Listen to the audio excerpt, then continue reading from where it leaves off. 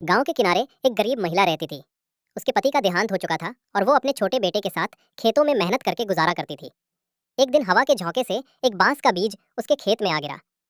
बारिश का मौसम था, मिट्टी में नमी थी और जल्द ही वहां से एक नन्हा बांस का पौधा उगाया। बेटा ने जब देखा तो झुंझलाकर बोला, ये बांस तो मेरे खेत की जमीन खा जाएगा, फसल को जगह ही नहीं बचेगी। और गुस्से में उसने पौधे को कुदाल से काट कर फेंक दिया। ये सब पास में बैठे उसकी बूढ़ी माँ दादी ने देख लिया। वो धीरे धीरे उठी और उस टूटे पौधे को फिर से मिट्टी में गाड़ दिया। उन्होंने कहा, बेटा, बांस कभी बेकार नहीं होता, ये लचीला होता है। आंधी में झुक जाता है, टूटता नहीं। जीवन में हमें भी वैसा ही होना चाहिए। उस दिन से दादी रोज पौधे को पानी देने लगी।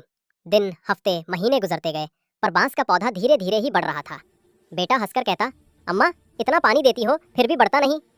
दादी मुस्कुराती, बेटा, बांस ऊपर नहीं नीचे बढ़ता है, उसकी जड़ें मजबूत हो रही हैं।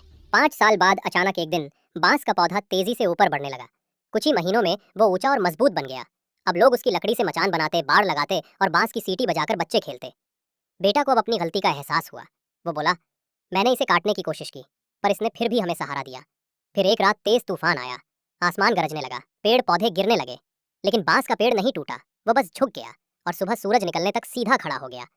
दादी ने बेटे और बेटा को देखकर कहा, देखो, यही सीख है जीवन की। झुकना कमजोरी नहीं, ताकत है। जो झुकना जानता है वही आंधियों में भी बचा रहता है। बेटा की आंखों से आंसू बहने लगे। वो बोला, अम्मा, आपने मुझे सिखा दिया, कभी किसी छोटे जीवन को बेकार मत समझो।